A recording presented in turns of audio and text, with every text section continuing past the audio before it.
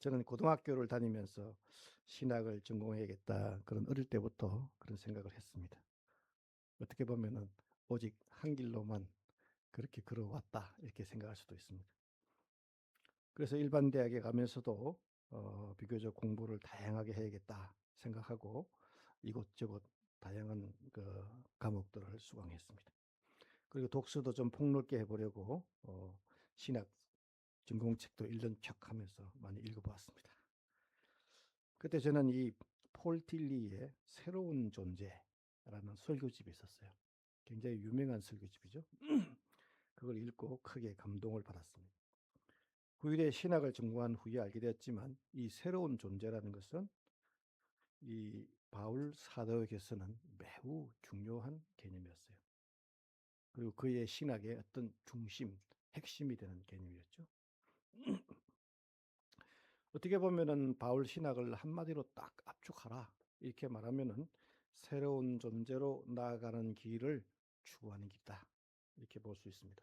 그래서 최근에는 이제 영성 신학자들이 바울 신학을 이제 이 새로운 존재로 나가는 단계 해가지고 3단계별로 이렇게 추진하기도 합니다. 그래서 인식, 비움, 체험 이렇게 이런 단계별로 설명을 아주 자세하게 하기도 합니다. 오늘 우리의 본문은 빌립보서 3장 1절에서 16절입니다. 빌립보서 3장 2절 3절에는 사도 바울은 할례주의자들을 개에다가 비유했습니다.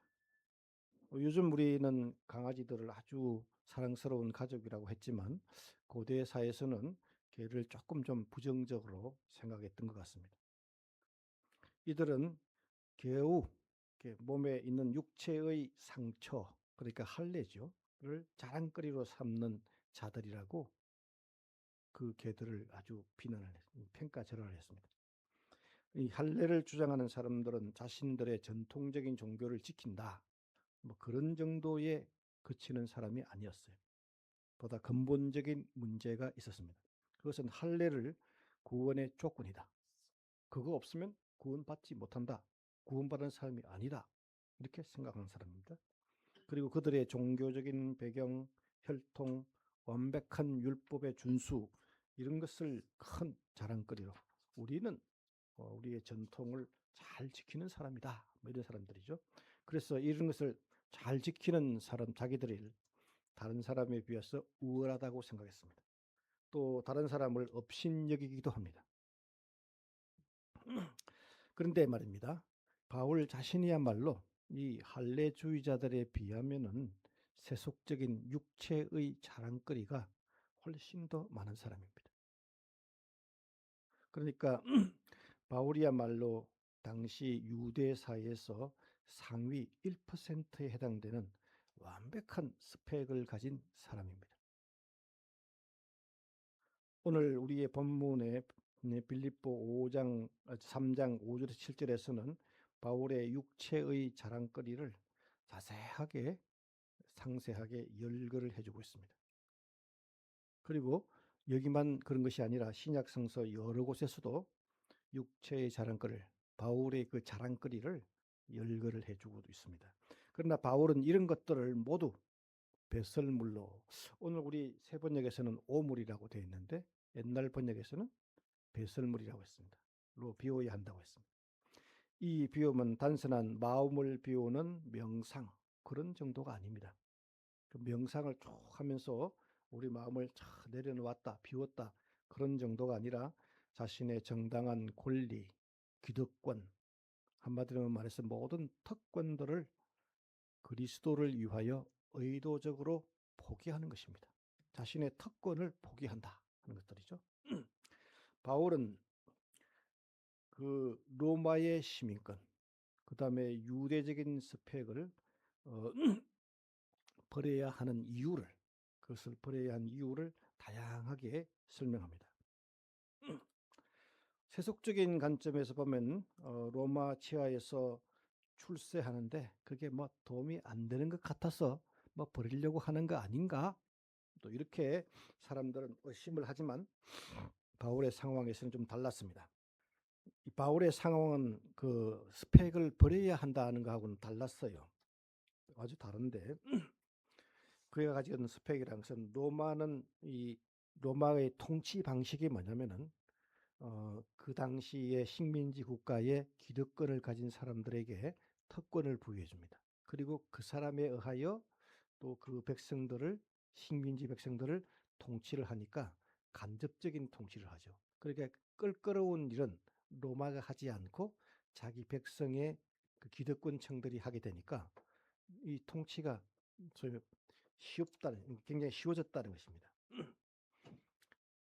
근데 이런 기득권은 그런 의미에서 보면은 바울이 가지고 있는 이 기득권은 황금 카드입니다.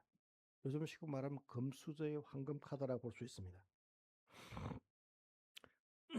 그가 버리는 것은 이득이 안 되어서가 아니라 그 모든 것을 이득이 안 되니까 또 더 좋은 것을 선택하려는 전략적 선택이 아니라 철저한 자기 부인이다 이렇게 볼 수 있습니다.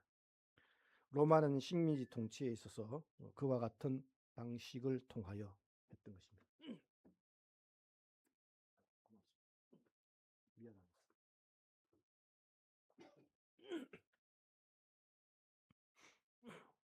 그러니까 그런 간접적 방식으로 특권을 주유하니까 그 특권이 때로는 사법권이나 행정권을 가지고 있을 수 있다는 것들입니다. 그런 그 큰 권력을 다 버렸다 이렇게 볼 수 있죠.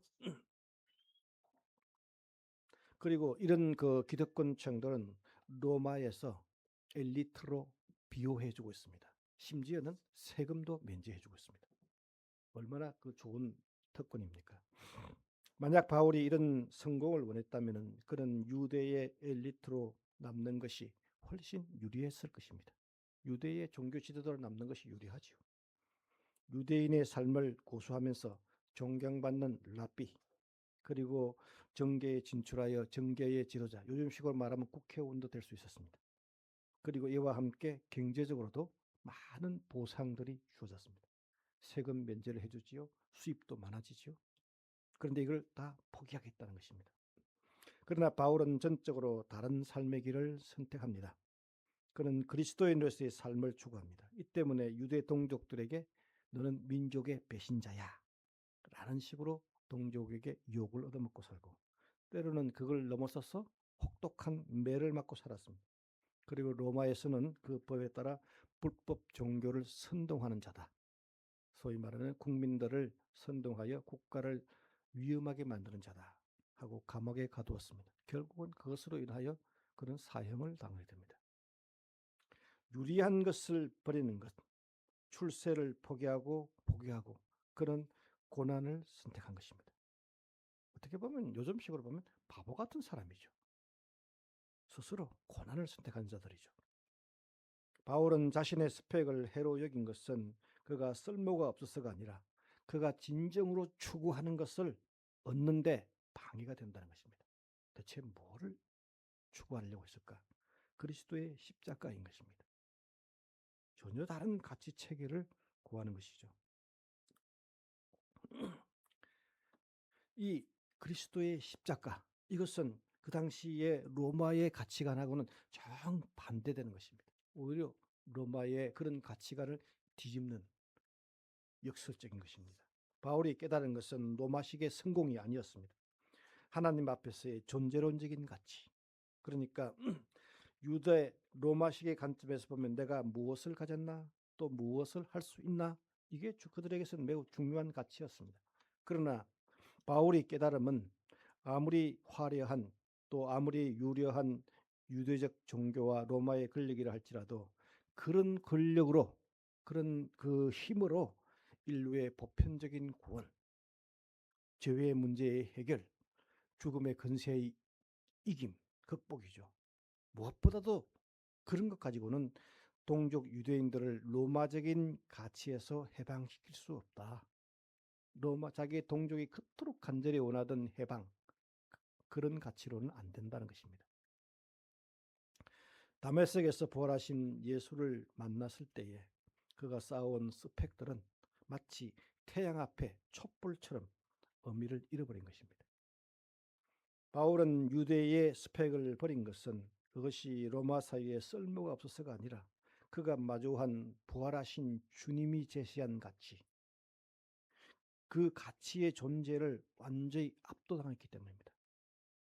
세상 사람들은 어리석다고 말하는 십자가의 가치, 그리고 그것으로 인하여 주어지는 부활의 가치와 자기를 압도한 것입니다. 바울은 단순히 종교를 바꾼 것이 아닙니다. 세상의 논리에서 하늘의 논리로 거주지를 옮긴 것입니다. 그는 전적으로 새로운 존재로 옮겨가기로 한 것입니다. 우리가 종종 그러죠. 신년이 되면 이제 새로운 존재가 되어야 한다 하는데 그 의미가 바로 여기에 있는 것입니다. 로마적 세속적인 삶에서 새로운 존재로 옮겨가는 것은 세 가지의 변화를 가져옵니다. 첫째는 뭐냐면 나의 업적에서 하나님의 은혜로 이동하는 것입니다. 세상의 가치에 따르면 할례를 행하고 율법을 지키고 로마의 시민권을 얻기 위해 발을 동동거리고 육체의 신뢰를 쌓는 일에 모든 삶을 동원하는 것입니다. 그러나 새로운 존재의 가치는 내가 쌓은 의가 아니라 하나님이 거저 주시는 의를 입는 것입니다. 이제 바울의 정체성은 성공한 랍비가 아니라 사랑받는 하나님의 자녀였던 것입니다. 오늘 우리 동대문 교회의 모든 성도님들이 성공한 랍비가 아니라 사랑받는 하나님의 자녀가 되고자 했던 그 바울의 생각을 다시 한번 힘있기 바랍니다. 그리고 가치를 평가하는 기준도 이제 가치 그 자체가 바뀌는 것입니다. 보이는 것이 아니라 보이지 않는 것으로 바뀐 것입니다. 로마 제국은 눈에 보이는 권력, 건물, 영토, 군사력을 숭배했습니다. 그러고 보니까 우리 한국 교회도 건물을 매우 사랑하는 것 같고 큰 교회를 사랑하는 것 같기도 하고 힘센 걸 사랑하는 걸 보니 로마 제국의 권력하고 비슷한 것 같은데 뭐 그러지 않았으면 좋겠습니다. 세상의 가치를 따라 사는 자들은 더 높은 지위, 더 높은 명성, 더 강한 힘을 추구합니다. 그러나 바울은 이 찬란한 눈에 보이는 영광을 배설물로 여겨 해로 여긴다는 것입니다. 배설물을 넘어서서 이것은 우리 몸에 해롭다. 단지 비워내는 것이 아니라 더 해로운 것이다. 새로운 존재의 가치는 십자가의 역설을 추구합니다. 고난을 통한 영광, 약할 때 강함, 죽음으로써 산 길을 추구하는 것입니다. 바울은 썩어질 멸류관을 위해 뛰는 세상 사람과는 달리 썩지 않을 하늘의 쌍을 바라보며 경주하는 자인 것입니다. 완성되지는 않았지만 그곳을 향하여 그는 달려간다고 했습니다. 오늘 우리 동대문 교회 성도님들도 하늘의 상을 바라보고 달려가시기를 기원합니다. 그리고 이런 사람들에게 삶의 동력 자체가 에너지가 어디서 나오느냐 달라진 것입니다. 나의 의가 아니라 부활의 권능인 것입니다. 바울이 유대 엘리트로 살아갈 때에는 자신의 열심이 동력이었습니다. 부지런히 움직였습니다. 그래야 저 못돼 먹은 기독교인들을 다 죽일 수 있다고 생각했습니다.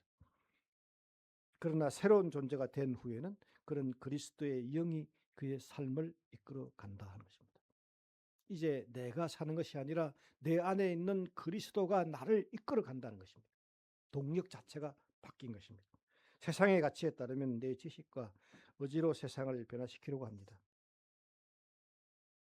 저는 동대문 교회가 속히 부흥되지 않는 것을 보고 마음속으로 많이 고민했습니다.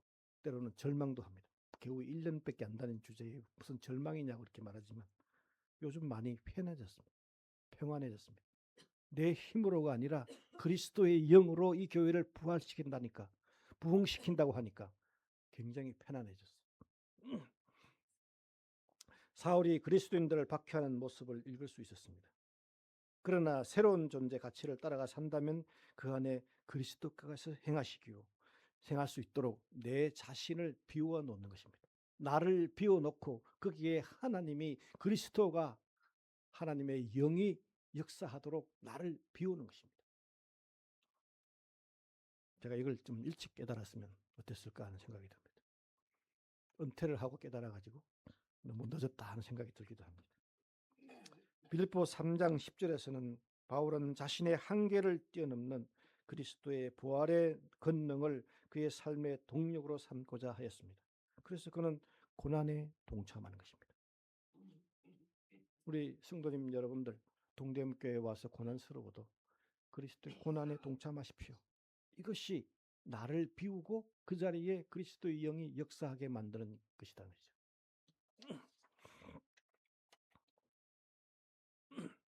그럼 구체적으로 우리가 새로운 존재로 살아가는 방식에 대하여 여러 가지가 있겠지만 몇 가지만 생각해 보렵니다. 첫째는 낮아짐을 실천하는 것입니다. 종의 형체를 입어라. 종의 형체 말씀을 많이 했었지만 낮아지는 것을 실천해야 하는 것입니다. 더 낮아진 것으로 내려가 구체적인 어떤 변화가 있어야 됩니다. 낮아지는 것에 대한 변화. 죽기까지 복종한다는 것입니다. 자신의 자아를 죽이고, 저도 요즘 때는 많이 반성합니다. 자아가 아직도 가끔씩 이렇게 뿔떡뿔떡 살아나니까 아직도 자아를 죽이지 못했구나 생각이 하기도 합니다. 오직 하나님의 뜻만을 자신을 통해 나타내도록 온전히 복종하는 것입니다. 이는 내 계획과 야망을 버리고 하나님의 섭리를 자신을 맡기는 것입니다. 바울은 날마다 자신을 쳐서 복종함으로써 이 비움을 완성하고자 노력해 왔습니다. 바울이 복종한 것은 합리적이기 때문에 수용한 것이 아닙니다. 믿을만 해서, 그럴싸해서 그런 것이 아니라는 것입니다. 그리스도의 십자가이기 때문에 복종한 것입니다. 예수님도 그것이 하나님의 뜻이기에 토를 달지 않고 순응종한 것입니다. 우리 그리스도인들의 동대문 교회의 큰 미덕이 되었으면 좋겠습니다. 그리스도이기 때문에, 하나님께서 원하시기 때문에 우리는 무조건 순종한다 하는 것입니다. 오늘은 좀 다른 날이긴 하지만 우리가 늘 지금 저는 스크린톤에 관한 연구를 좀 많이 하고 있습니다. 3월 29일 날 그가 출생했는데 다음 주에 그가 출생 기념일이기도 합니다. 그의 삶을 보면, 그의 소명을 보면 참 놀랍다 이런 생각이 듭니다. 그의 결단을 극적으로 변화하는 점을 강조하기 위하여 그는 어떤 심각한 질병에 걸렸고 거기에서 극적으로 치유됨으로 선교사로 결단했다. 이렇게 기술하는 역사학자들이 있었어요. 저는 거기에 대해서 좀 다른 생각을 갖습니다. 어쩌면 스크린톤이 한국 선교사로 오게 된 것은 하나님 말이 아시는 그의 섭리로 이루어진 것일지 모른다. 저는 그런 생각이 듭니다. 하나님께서 스크린턴을 한국에 보내려고 일찌감치 그를 지정했고 그의 마음을 선택했을지 모른다. 이런 생각이 듭니다. 윌리엄 벤턴 스크린턴이 안정된 의사의 삶을 버리고 조선 선교사로 헌신하게 된 그 소명의 과정은 궁극적으로는 하나님의 계획과 섭리에 복종한 것입니다. 저는 그가 어린 시절부터 줄곧 그 과정을 순종의 과정들이 그는 거쳐왔다. 그리고 마침내는 그 뜻을 따라서 그가 굴복할 수밖에 없는 상황에서 한국으로 오게 된 것이다 이렇게 봅니다. 그리고 한국에서 전 생애를 다 바치면서 살아갔습니다. 철저한 순종, 합리적이지 않습니다. 대체로 어떨 때는 너무 억울합니다. 왜 나만 이런 것도 많죠. 죽기까지 순종하는 것, 그리스도이기 때문에, 십자가이기 때문에 따르는 것입니다. 둘째로는 눈높이를 맞추라고 했습니다. 모든 사람들에게 모든 모습으로 하는 것입니다. 바울은 이런 측면에서 굉장히 유연했습니다. 바울이 종이된 구체적인 방식은 상대방의 눈높이에 자신을 맞추는 것입니다. 문화적, 영적인 수용성이라고 고상한 말로 합니다. 그러나 이게 우리가 보면은 이 종이됨이라는 것은 유대인에게는 유대인처럼 유대인을 얻기 위하여 유대적 간섭이나 율법을 존중합니다. 또 이방인들에게는 이방인처럼 행동하는 것입니다. 율법을 모르는 사람들을 얻기 위하여 그들의 문화적인 맥락에서 복음을 잘 설명하는 것입니다. 무엇보다도 바울은 약한 자에게 약한 자처럼 행동하는 것입니다. 이게 좀 우리 한국 교회는 많이 필요한 것 같아요. 약한 자에게 여전히 강한 자의 모습으로 나타나지는 않을까 하는 생각이 듭니다. 가난한 사람들에게 부자처럼 보이려고 하지 않았을까 이런 생각이 들기도 합니다. 자기의 지식이나 믿음이 연약한 자들을 비난하지 않고 그의 수준에서 함께 아파하고 이것이 위선이 아니라 오직 한 영혼이라도 더 구원하기 위해서 자신의 취향, 철학, 자존심을 삭제하고 그것을 비우는 것입니다. 눈높이를 맞춰라. 눈높이를 맞춰라. 제가 찬송가 455장 1절 그리고 여러분들과 함께 2절을 찬송하시겠습니다. 우리 전도사님 전주 한번 할 수 있을까요? 네. 천천히 합시다. 네.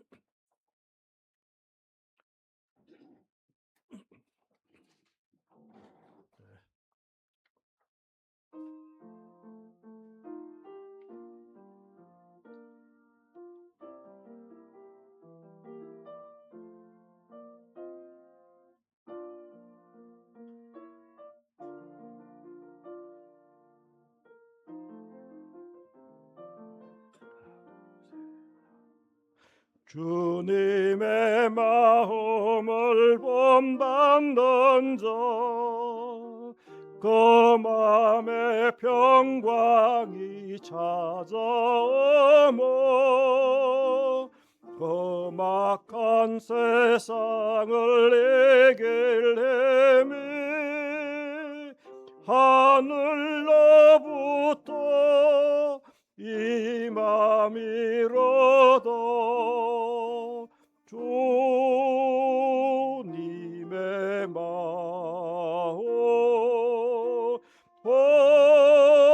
본받아 살면서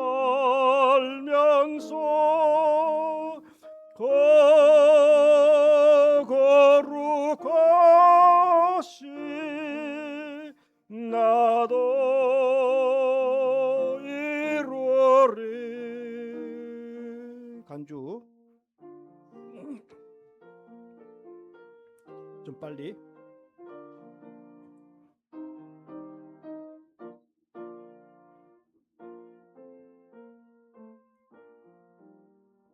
다 같이. 주 모습 내 눈에 안 보이며 그 음성 내 귀에 안 들려도 내 영혼 날마다 주를 만나 신령한 말씀 본받았도다. 주님의 마음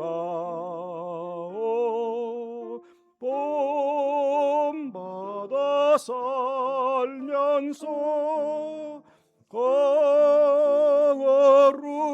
거룩하시 나도 이루리. 3절 4절은 나중에 하겠습니다.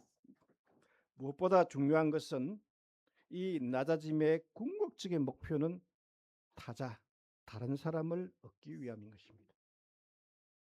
바울이 더 많은 사람을 얻고자 목적지향적인 자기의 비움을 실천합니다.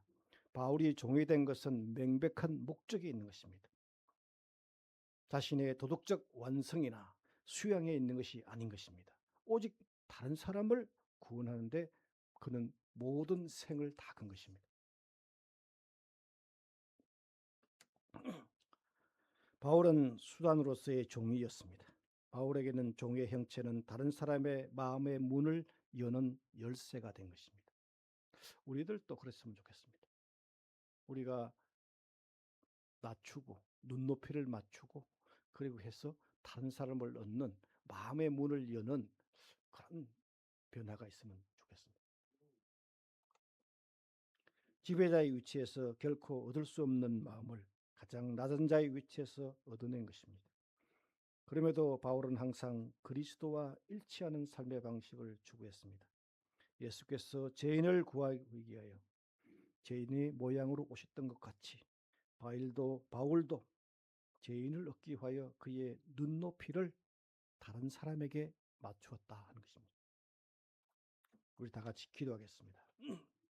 자비로우신 하나님 아버지, 오늘 우리들에게 이 세상의 것을 또 유익하지 않다고 생각하던 이 모든 것들을 배설물로 버리고 그리스도의 십자가의 삶을 살면서 우리의 눈높이를 낮추고 다른 사람들과 함께 그들의 입장에서 생각해 보는, 그런 다른 사람을 얻는 마음의 문을 여는 그런 새로운 삶으로 변화되게 도와주시옵소서. 오늘 동대문 교회 모든 성도님들에게 새로운 존재로서의 변화를 통하여 그리스도와 함께 하나님의 영과 함께 또한 하나님께서 인도하시는 그의 섭리와 계획과 함께 살아가면서 이 땅 위에 큰 축복의 사람으로 거듭나게 도와주시옵소서. 예수님의 이름으로 기도합니다.